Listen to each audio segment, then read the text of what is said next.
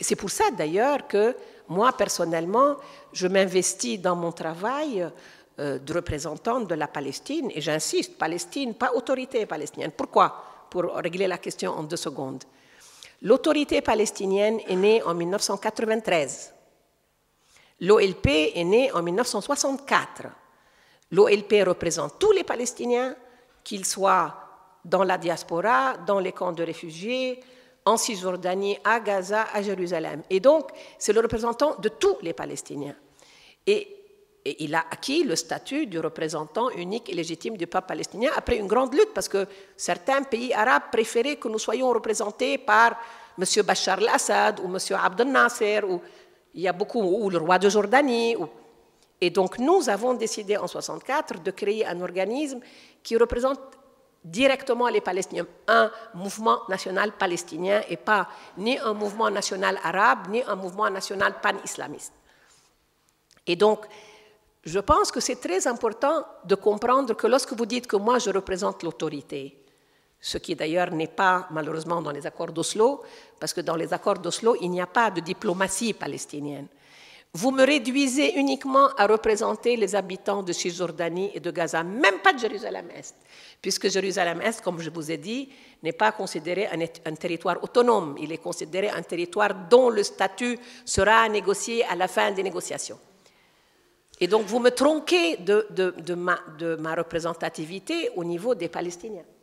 C'est pour ça que j'insiste que je suis la déléguée de Palestine, c'est mon titre officiel, mais on met autorité, parce que là où les gens disent mon vrai titre, vous avez un coup de téléphone de l'ambassade d'Israël ou des amis de l'ambassade d'Israël, la Palestine, ça n'existe pas, qu'est-ce que ça veut dire, vous l'avez appelé délégué de Palestine, il n'y a pas de Palestine, regardez tous les atlas du monde, il n'y a pas de Palestine. Et donc les gens se reviennent, et donc dans Wikipédia et dans tous ces machins, il n'y a plus qu'autorité palestinienne. Mais ce n'est pas innocent, comme l'histoire exactement de pourquoi c'est Abu Dis et pas Jérusalem. Et donc, c'est pour ça que j'insiste, sinon ça n'a pas beaucoup d'importance. Et je dirais que dans mon travail, j'ai toujours beaucoup investi dans la culture. Parce que je pense que c'est l'expression... Premièrement, je pense que l'expression de nos âmes, malheureusement, ce n'est pas le discours politique, soyons honnêtes. En tout cas, moi, mon âme, elle ne se retrouve que dans un discours littéraire ou artistique. Le discours politique, pour moi, il est fait avant tout pour défendre mes droits, et comme instrument de coexistence, pour que chacun de nous, chaque citoyen de ce monde, sache où sont ses droits et où sont ses devoirs, et où est la limite de ses droits pour que les droits de l'autre soient respectés. Mais si je veux exprimer ma douleur, mes rêves, mes cauchemars, mes espérances, c'est dans la littérature et dans l'art que je le trouve. Je ne le trouve pas dans le discours politique. Toute personne, bien que j'ai passé 2/3 de ma vie à faire un travail politique, c'est plutôt dans la culture que je sens qu'il y a une réelle transmission de ce qui est fondamental dans l'expérience humaine et qui est universelle. Elle ne reconnaît pas de frontières, ni israéliennes, ni suisses, ni ethniques, ni raciales, ni religieuses, ni autres. Et donc, elle abolit les frontières, la culture. Et moi, je suis pour l'abolition de toutes les frontières. Et donc, je ne peux pas dire que je suis pour le boycott de la culture. Aucune culture. Je suis pour le boycott de tous les produits israéliens. Je suis pour le boycott de toutes les institutions politiques israéliennes. Je suis pour le boycott du commerce avec Israël. Je suis pour les sanctions contre l'État d'Israël. Mais je ne suis pas pour le boycott de la culture israélienne. Parce que dans la culture israélienne, moi, j'ai des alliés. Eyal Weizman, c'est mon allié.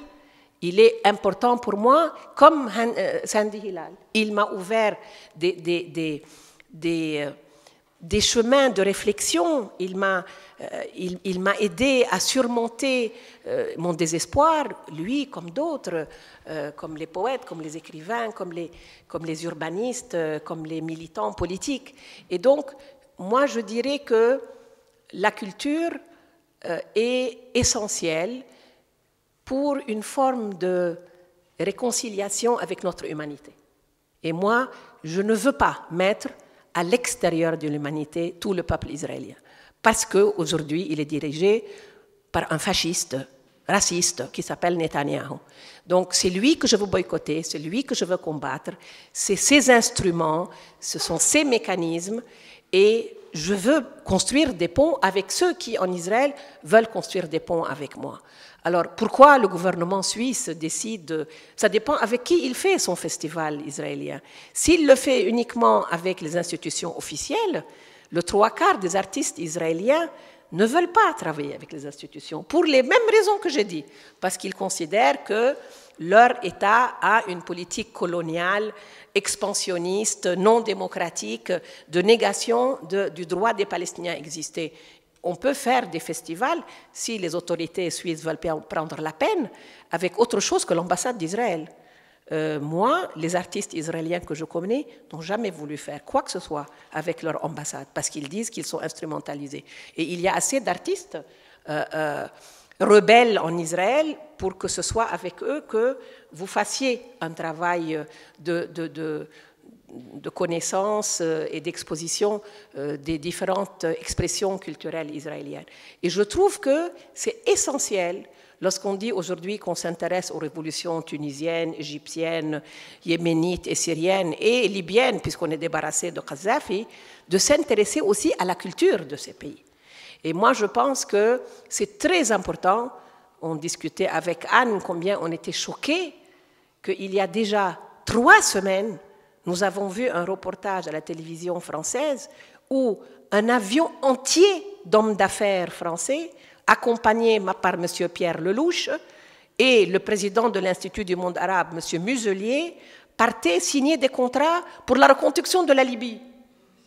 Moi, je pense que c'est absolument scandaleux que les morts ne sont pas encore enterrés et les blessés ne sont pas sortis d'affaires et on n'avait pas encore mis la main sur Kadhafi. Ils étaient déjà en train de signer des contrats pour reconstruire ce qu'ils ont bombardé, l'OTAN. Et donc, moi, je pense que vous, les citoyens doivent s'exprimer eux-mêmes et dire « nous ne sommes pas dupes ».